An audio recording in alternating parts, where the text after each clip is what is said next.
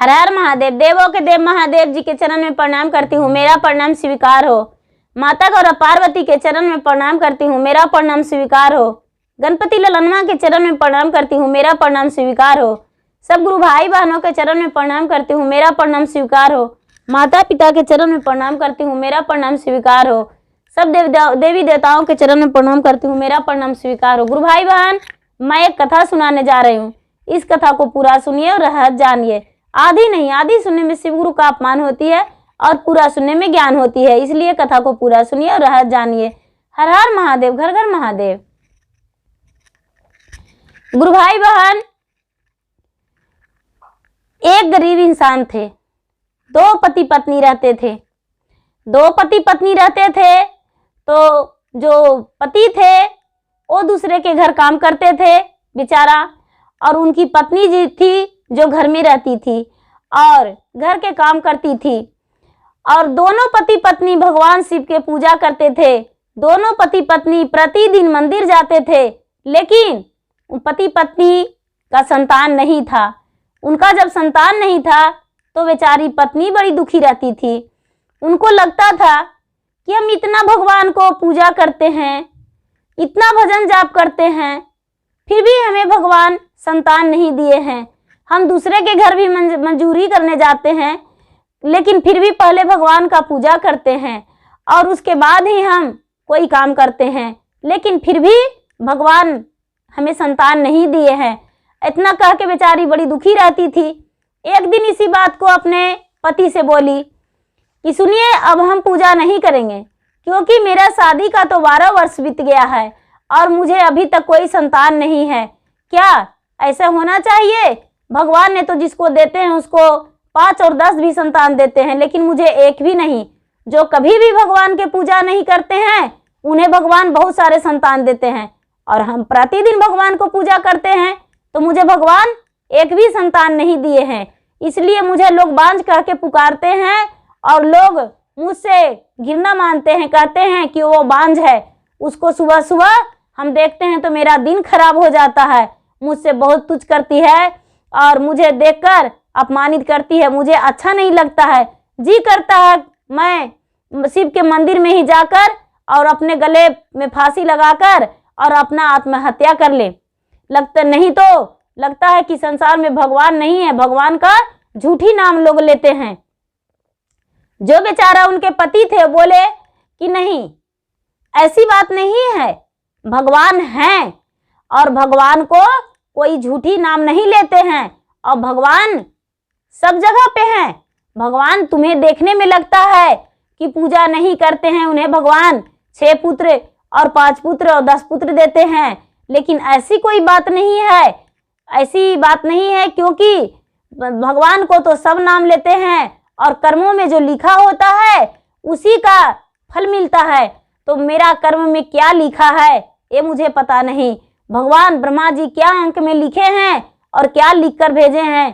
पूजा तो हम इस जन्म में कर रहे हैं, लेकिन मेरा लिखा हुआ पहले का कर्म है, तो पहले वाला ही कर्म कैसे बदला जाएगा। उनकी पत्नी कहती है कि स्वामी जी, आप ऐसी बातों में मुझे मत बहलाइए, क्योंकि कर्म भी सारी चीज बदलाता है, तो कर्म क्यों नहीं बदला जाएगा। महादेव तो कहते हैं लोग की संसार के रखवाली करते हैं और सबको आधार बांटते हैं, तो भला कर्म क्यों नहीं बदल सकते हैं। कर्म बदलना चाहिए।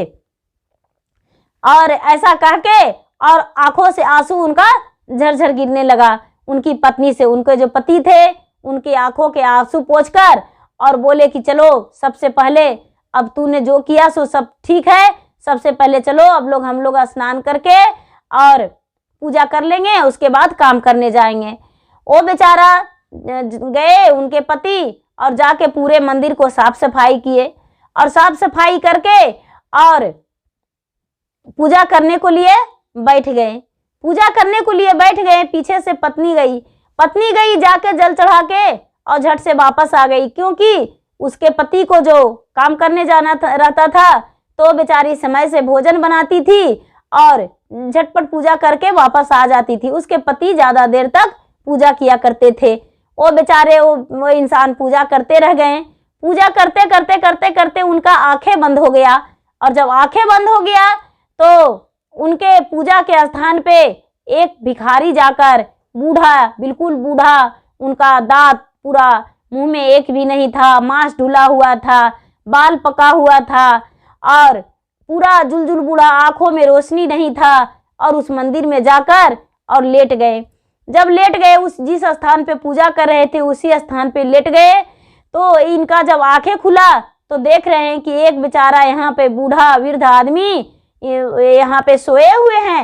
ये बेचारे पूजा आरती करने से पहले उन्हें बोले, बाबा आप उठ के बैठ जाइए, आप क्यों यहाँ पे मंदिर में आके लेट गए हैं, आप उठ के बैठ जाइए, हम आरती करने जा रहे हैं बाबा। आरती के वक्त लोग सोए हुए नहीं रहते हैं, इसलिए आप मंदिर में सोए रहेंगे और भला हम आरती कैसे कर सकते हैं, आप बैठ जाइए।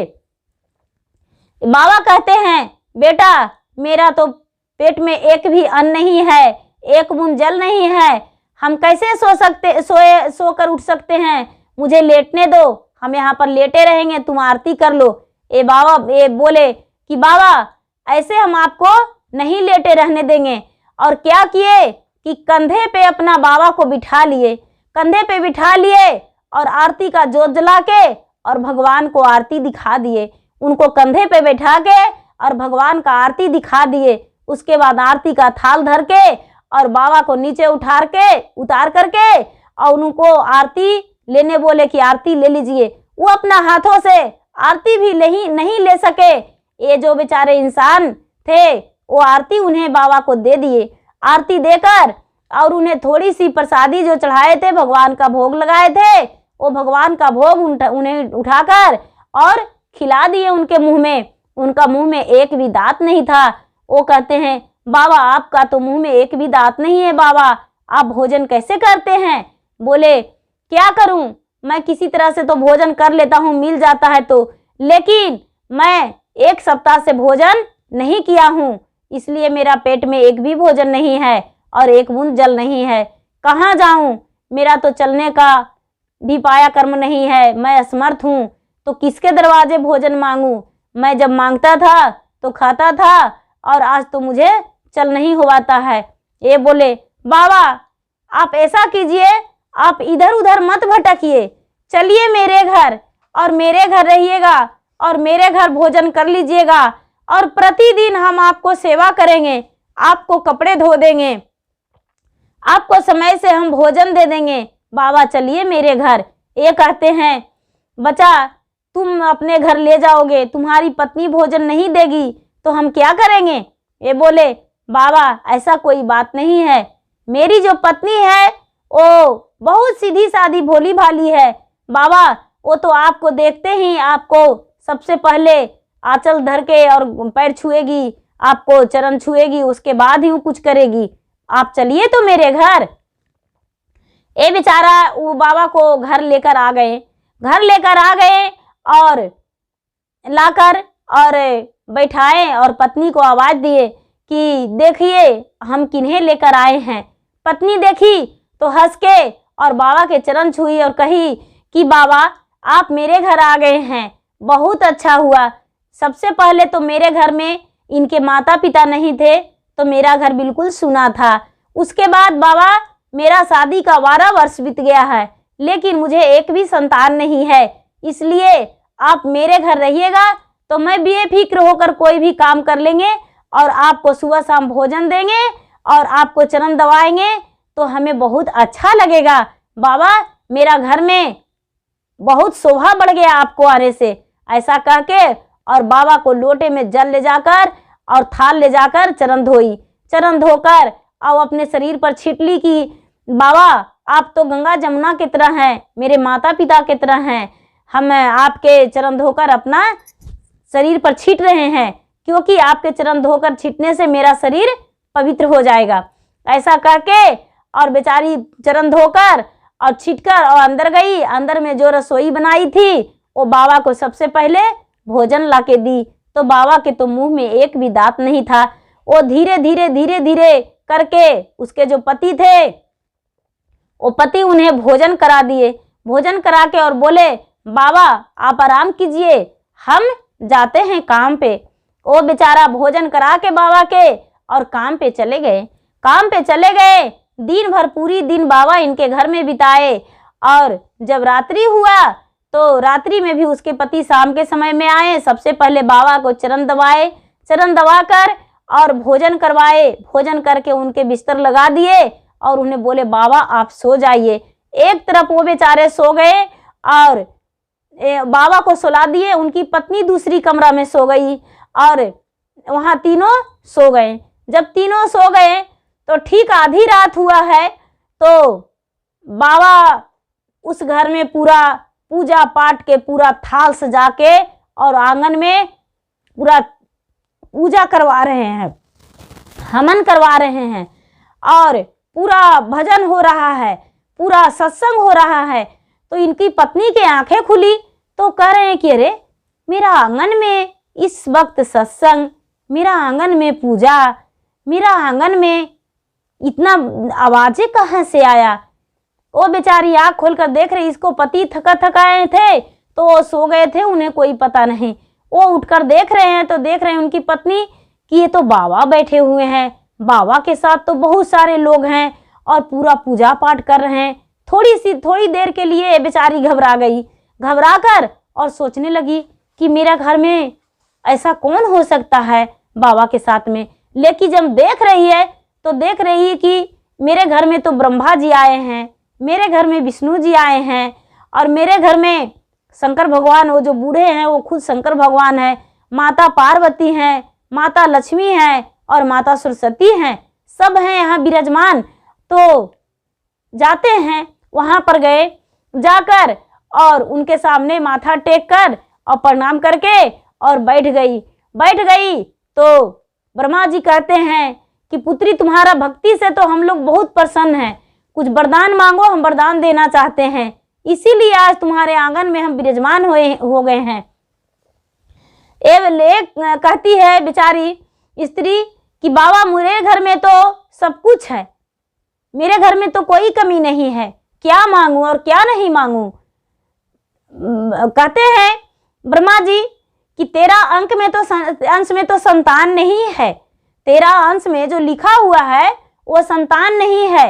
अब तू संतान मांगेगी तो वो हम नहीं दे पाएंगे, उसके अलावा तू कुछ मांग सकती हो। तो बोले कि बाबा हमें कोई जरूरत नहीं है, कुछ भी नहीं मांगेंगे आपसे, बाकी देना ना देना आपकी मर्जी है। और इतना ही में माता लक्ष्मी का और सरस्वती का चरण छू दिए और बोले कि बाबा हम सोने जा रहे हैं, आप आंगन में सत्संग कीजिए। तो चरण छुई तो माता सरस्वती जो हैं वो कह रहे हैं कि खुश रहो, सुहागवती रहो, एक से एक सो जाओ, तुम्हारा आंगन गोद में बच्चा गूंजे, किलकारियां गूंजे तेरा घर में और छोटे छोटे बालक, नन्हे बालक से आंगन शोभे। माता लक्ष्मी भी यही आशीर्वाद दिए, माता पार्वती भी यही आशीर्वाद दिए। अब कहते हैं ब्रह्मा जी कि ये तो गलत आशीर्वाद दे दिए, सुहागन रहने का तो इसका नसीब में है लेकिन पुत्रवर्ती होने का आशीर्वाद दे दिए, ये गलत किए हैं। माता पार्वती और लक्ष्मी सरस्वती तीनों कहने लगे कि कोई बात नहीं, आपके तरफ से नहीं है लेकिन मेरे तरफ से तो है। लक्ष्मी कहते हैं हम अपनी संतान इनको दे देंगे, सरस्वती कहते हैं हम अपनी संतान दे देंगे। तो माता पार्वती बोले हम अपनी संतान दे देंगे, मेरा संतान एक ही रहेगा, एक इन्हें दे देंगे, तब तो ये पुत्रवाली हो जाएगी, पुत्रवर्ती कहाएगी। अब क्या किए कि जो ब्रह्मा जी थे वो उनको लिखा हुआ अंक को मिटकर और फिर उसे पुत्रवान को बनाए और उनको पुत्र होने का सौभाग्य दिए। जब बेचारी उस दिन और उसी समय उनके पति ये सब कुछ नहीं देखे, उनके जो पत्नी थी वो सारी चीज देखी और उसके बाद वो वहां से हट गई और देखते देखते आंगन में उसके पास कोई नहीं रहे। जब सुबह हुआ तो इसके पति वो जो वृद्ध थे, बूढ़ा बाबा, उनको खोजने लगे। तो इनकी पत्नी कहती है कि आप देखे कहाँ, वो बाबा कोई वृद्ध ऐसे नहीं मानव थे, वो तो भगवान स्वयं महादेव थे। कहते हैं कि तूने तो बोली थी कि भगवान है ही नहीं, तो महादेव कैसे हो सकते हैं। नहीं, बोले कि हाँ महादेव थे और मुझे माता पार्वती और सरस्वती लक्ष्मी पुत्रवान होने का, सौभाग्यवती होने का आशीर्वाद दिए हैं। मैं भी पुत्रवाली बन जाऊंगी। और उसी दिन के वो बेचारी गर्भवती रह गई, उसी दिन के गर्भवती रह गई और 9वां महीना के बाद एक सुंदर सा पुत्र पैदा लिया। जब सुंदर सा पुत्र पैदा लिया तो पूरा गांव उन्हें देखने आए और सारी लोग कहने लगे कि ये तो लगता है कि इसके उदर से स्वयं भगवान ही जन्म लिए हैं, जैसे तो लगता है कि जैसे महादेव जन्म लिए हैं उसी तरह इनका बालक है, जैसे लगता है कोई देवी देवताओं के संतान है और देवता के रूप में लगते हैं, और जैसे लगता है इनका उच्च लीलार है और कितना तेज है, कितना अच्छा है। ऐसा करके सारी लोग बधाई दिए। और जो भी इनको बांझ कहते थे वो इनसे पूछे कि आपको संतान कैसे हुआ, आपको तो शादी का इतना दिन हो चुका था, लेकिन संतान होने के लिए आप क्या किए। ये बेचारी बोली, संतान होने के लिए तो हम यही किए कि भगवान के मंदिर जाते रहे और भगवान ने स्वयं आकर मुझे संतान दिए हैं, और मुझे संतान की प्राप्ति कोई और नहीं महादेव दिए हैं। महादेव के चर्चा किए, भजन किए, जाप किए, पूजा किए, भक्ति किए तो महादेव मुझे स्वयं संतान की प्राप्ति दिए हैं। और इनके देखा देखी गांव में सारे लोग पूजा पाठ करने लगे और मंदिर जाने लगे, और उस बस समय से उस गांव में पूरा भक्ति में रंग गए और पूजा पाठ करने लगे। और जब पूजा पाठ करने लगे, भक्ति भावना में रंग गए, तो उस गांव में किसी प्रकार का कोई कष्ट, कोई दुख नहीं आया और सुखी जीवन सारी लोग का बीतने लगा। गुरु भाई बहना, मेरा वीडियो अच्छा लगे तो इसे लाइक कीजिए, शेयर कीजिए, सब्सक्राइब कीजिए। धन्यवाद। हर हर महादेव, घर घर महादेव।